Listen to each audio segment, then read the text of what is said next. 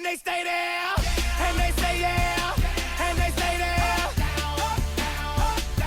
Cause all I do is win. And if you going in, put your hands in the air, make them stay there. Swerving in my low, head on a swivel, you know serving me's a no-no. Clean as a whistle as I pull out in my Rolls Royce. Yellow bone passenger, they see it, they say, oh boy. Tell Cali, back it up, my niggas call me loco. Down for armed trafficking, don't make me pull that fofo. Ask you what you laughing at, represent that mud life. Dirty money, bitch, you better get your mud right. We come together, holding hands and holler hood life. We all strapping all black, it's like Bud Light. You riding or what? Cause we riding tonight. Now you riding with me cause you wasn't riding. All I do is win, no matter what. Got money on my mind, I can never get it up. And every time I step up in the building, everybody hands go up. And they stay there, and they stay there, and they stay there. Welcome back to Career Channel Magazine's podcast. My name is Julius Cartwright. I'm here as your host today, and I'm here with Yolanda McKay. How you doing? I'm doing good. How are you? I'm wonderful, wonderful. Listen, we got an exciting podcast today because we're talking all about an industry that most people avoid, most people don't think about, most people shy away from, and especially women. So we're going to get all into it, and let's jump right into it. Let's get at it. Tell us why you chose this particular industry. I chose firefighting as a career because I love helping people, and it comes with a sense of adventure. Okay. Well, you got that right. It's never a dull moment, that's never for sure. Never a dull moment. Yeah, so people always, when you start talking about the firefighter, a friend of mine mentioned that he was at a workshop at a school and he walked by a table and he overheard them talking, saying, how would you like to be a millionaire in 10 years? And when he went over to inquire, they indicated that they make $93,000 a year. Is that true? Now it is. Wow. Yep. Wow. What was it when you started, and how long have you been at it? I got on my department in March of 2022. Okay. And they recently just gave a raise. So I would encourage all young people, especially in our community, to apply. Okay, absolutely, absolutely. And that's what this is all about, Career Channels. Hey, if you know what you want to be, do, and have in life, that is fantastic. But at the same time, if you're not certain, you're indecisive, put this on your checklist, evaluate it, study this podcast, even reach out to Yolanda just to see what you need to do, how you need to do it, and how this thing works so you can figure out. So who encouraged you to do this? I know you wanted to help people. Was it a family member or something you just kind of found on your own, or a teacher, counselor, friend? How did you get involved? So I have a history of firefighting in my family. Okay. I have a cousin who actually pinned me at my graduation. She was one of the first black female firefighters for the department in Cleveland. Wow. She retired after 33 years as a lieutenant, Daphne Tyus. Okay. I have uncles that were firefighters, so I saw it growing up. So it wasn't something that I was afraid of or shied away from, even being a female, because I had that example. Okay, so you sort of knew. Did you know in high school? Did you know your freshman, junior, senior year, sophomore, whatever? Did you knew that you was gonna be it, or did you, when you graduated, walk us through that journey and what you did from the time that she pinned you at graduation? Did you go to college or you went straight into this space? So no, this is a new career for me. I Okay. mean, it's less than 5 years on the department. I graduated in 2000. So just to give you a history of how long it took me to get here, I didn't automatically know that I wanted to be a firefighter, even though I saw it. I even had a family member in New York City who was one of the first black firefighters at New York 1 which is the station in Times Square. Wow. So, and that was before I even existed.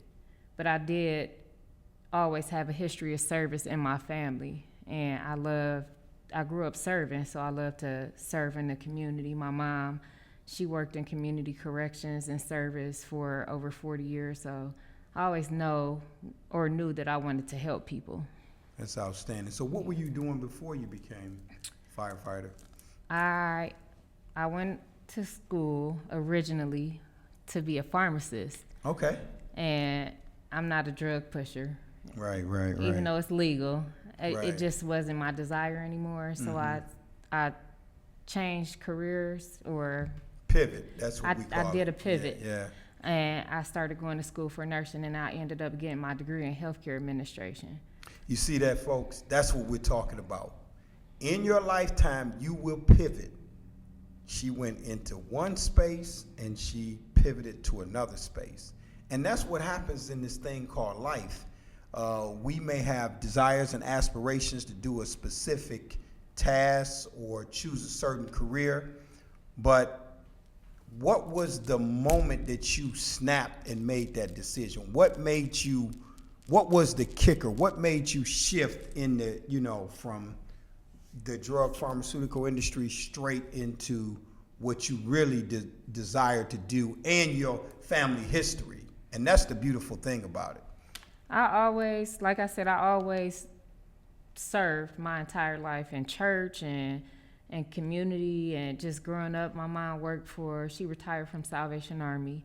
So I would go and help her do stuff at work. I just knew I wanted to be in service, and after I stopped I'm a mom. I have 4 kids, and I wanted to be able to do something to provide for my family, because being a firefighter is a life-changing career for a lot of people. It's a great means to be able to provide for your family. So I wanted to do something that I knew that would be fulfilling for me and be able to provide for my children. Okay, that's epic. I think one of the things I'm starting to learn from this podcast is just how many of your family members were involved, and that's in this same space. Historically, you don't see a lot of that, especially in the firefighter space, and as it relates to African Americans in this business, and especially females. Now, how many females are at your location? At the station that I'm at right now, yes. it's only 18 females on the department, and I'm one of 4 black females on the department. Wow. So we're spread out throughout the city. I can't tell you what station each female is at. Gotcha. It's one other female that's at my station right now. But I'm at headquarters right now, so I'm not actually working in the station. Right. I'm working in staffing. So, okay, so I got 2 questions for you. First question is, how many firefighters are there in the Cleveland firefighter system? I would say the last time I checked, it was like 761. 761, that's a big number, and 18 of them are women. Yes. So that's it's a little about 2.5%, 3%, a little less than 3% of the total amount of firefighters are female. And then of the females, African Americans probably represent about 20 to 25%, which is extremely low number. So what would you say to encourage other young black females to pursue this as a career alternative? And what are the benefits? So firefighters have the best schedule. You got that right. When you work in suppression, you work 8 to 10 days out of the month. That's roughly around 96 days a year. The schedule is phenomenal. It's a great means of income to support yourself or your family. Don't be afraid of the physical part, because in firefighting, it's no one person. You're not working alone. Everybody works together as a team. So you should never be doing anything alone. Don't let fear stop you from doing something that could be great. Okay. Well said. Well said. The other part that I wanted to kind of talk a little bit about, or have you share a little bit about your journey.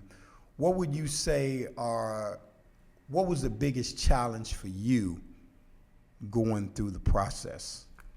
I would say the biggest challenge for me going through the process is I was a single parent, taking care of 4 young kids, and just managing, like, trying to be a mom. I had my mom, who was a great support to me. So had it not been for her, it would have been even more difficult. But being a single parent, because it's a rigorous, grueling task for 5.5 months. You have to get up early in the morning, be physical most of the day, and you have to learn so much in a short amount of time. So, and then you go home and study if you want to do well or pass a test. So it's physically, mentally, and can be emotionally taxing, but the reward in the end, to stick it out, is worth it. It's worth its weight in gold. Yeah. What was your most dangerous moment? Have you had any experiences where you had to run in and save a family when a blazing house is burning down? You haven't had that experience? No, nothing like that. I mean, we have Cleveland Fire Department. It's a great fire department. It's a lot of experience right now on the department. So you're working with a lot of good people who know what they're doing. Gotcha. It was only one time I went into it. I was new. It was probably my second or third fire. I was going into a building and I was about to walk into a manhole, but I had a great chief there who stopped me, and one of my classmates, he said, I was going to blast you with the hose if you would have kept going. But that was probably thank God he didn't do that. because I saw him doing this, but it's a smoke-filled room, and you can't see anything because it's so dark. Because you would have stepped in that hole. I would have stepped right into a huge hole, but they stopped me. So. Wow. And the other thing, is it true that there's a certain amount of years you work in the field, meaning that you're out there putting out fires? You have to do a 3-year apprenticeship, and then you will be a first-grade firefighter. When you enter into the academy, you're 4th grade. After your first year, you turn 3rd. After your second grade, and then after you finish your apprenticeship, it's first-grade firefighter. Then, if you want to promote up, you take a lieutenant's test, or captain. After that, it's captain and battalion chief. Wow. So that means after those 3 years of my apprenticeship, I can do more field work, community work, recruiting, or get involved in other things, or do I have a choice? Can I just stay? If I really like being in the field, I can stay in the field. You can stay in the field your whole career, and our department doesn't stop you from participating in community activities. I know since I started, I would go and work the safety trailer with the public education department, or if they called on me to do something, I would do it. They don't tell you not to. They encourage you to be in the community and do good work. Good. That's impressive. So is it true the income is $93,000 now? And then what was it when you started? When I started, it was, so it's levels. Okay. To being a firefighter. After you get paid a certain amount when you're in the academy, and then in your first year you get paid a certain amount. Second year, it's steps. Okay. So when you reach your 5th year, you max out at that $93,000. Got you. Okay. So there's some levels you got to go through. You're not coming in day one. You pass the test, and now you can do it. Now, what's the hardest part of the test? Because I heard the test is really a challenge, and that's really preventing a lot of our people, African Americans, from being able to get in there. Is that true, or is that? I don't think that's. If you condition your body, I condition my body to do it. If I can condition my body to take a physical agility test, I think just about anybody can. It's just if you want it. Like, Right. you have to want to pass the test. So if I want it, can I do it? Am I too old or what? So they do have. What's the age limit? I think you could pass the test at your Okay. age, but they do have an age cap at 40 in the academy. No, well, no exceptions. I'm over 40. I can't make them numbers work. Yeah, I don't even know. That's in Cleveland. I mean, you can go to Pittsburgh. I don't like the Steelers, so I won't be going there. But what does that mean? If I go to Pittsburgh, I can go. I'm 60. Can I go in at that age? If you could pass the test, yes. Really? In Pittsburgh, yeah.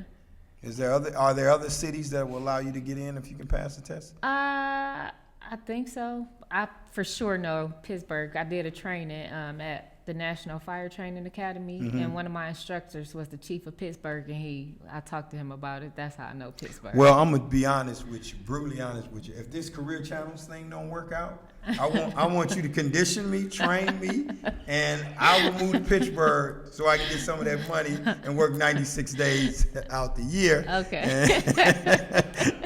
And get involved, and hopefully I'll be the oldest firefighter to make it, and I can stand back. Now, which one gets to drive the truck? Because that's what I want to do. Because the one that's driving the truck, he don't get out and do a whole lot, do it?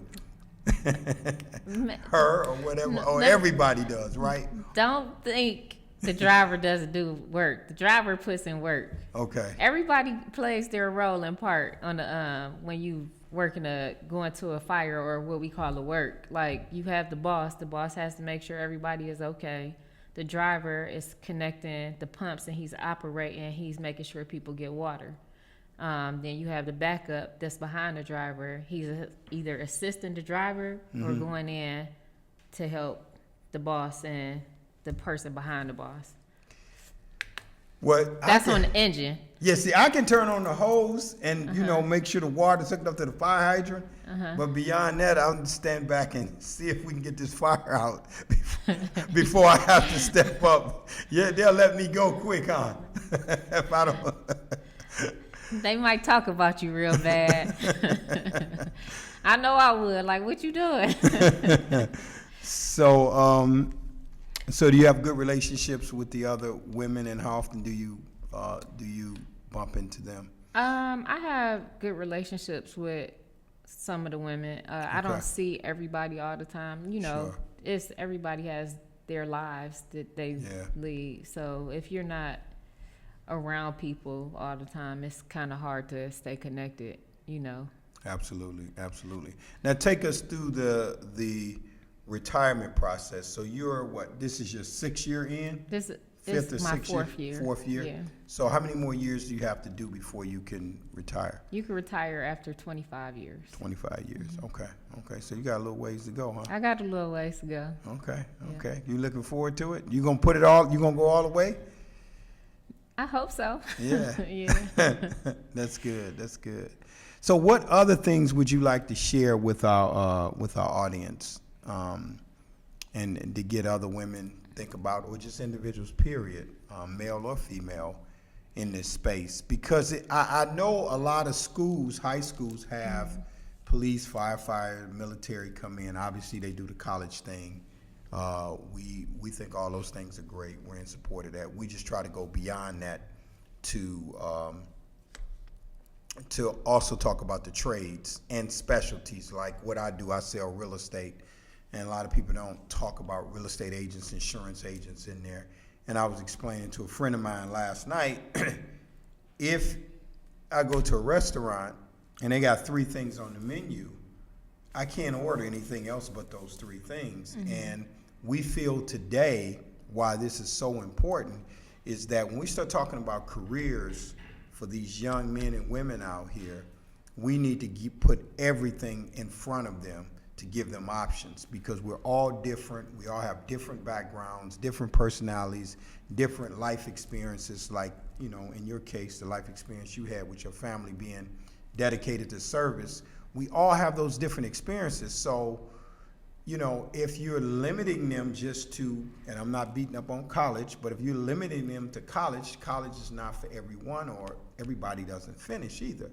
And so, and even when they do finish, sometimes they end up pivoting, just like you did.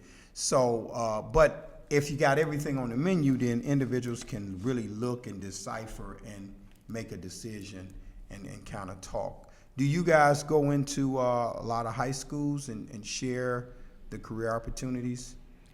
We have a great recruitment team. Shout out to Paul Williams and Lieutenant Antoine Draft.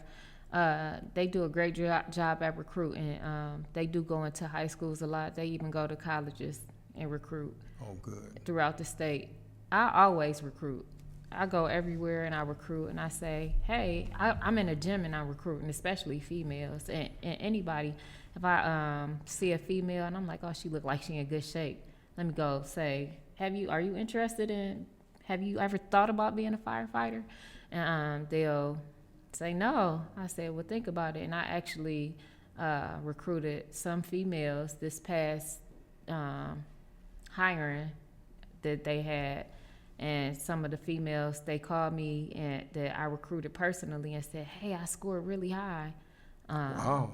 on the test. I'm number such and such. And I'm like, wow, that's amazing. I hope you make it.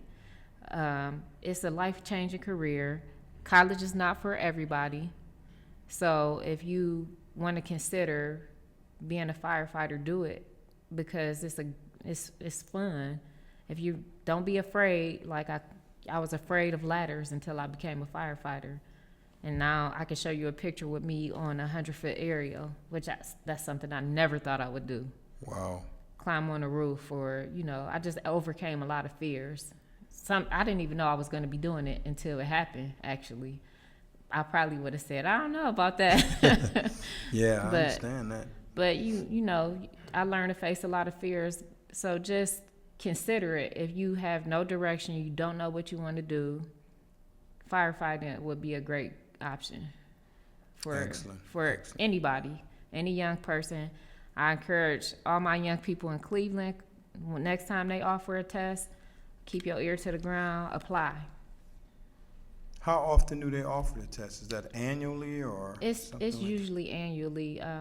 They just did it last year. I'm not sure what's happening this year, but Okay. I'll keep you posted. Okay, yeah, keep me posted, because as we go around the schools and talk in Cleveland or the state, and obviously we're doing stuff nationwide, those are things that we need to kind of bring up again to these kids, just to give them options, because all they're hearing is college, and they're sprinkling the military and a few other things. And again, those are great careers, but we need to explore other options as well. Absolutely.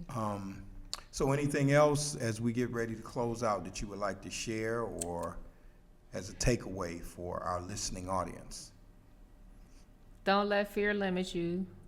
If you have a goal, push forward and just do it. Don't talk about it, be about it. Okay, makes sense.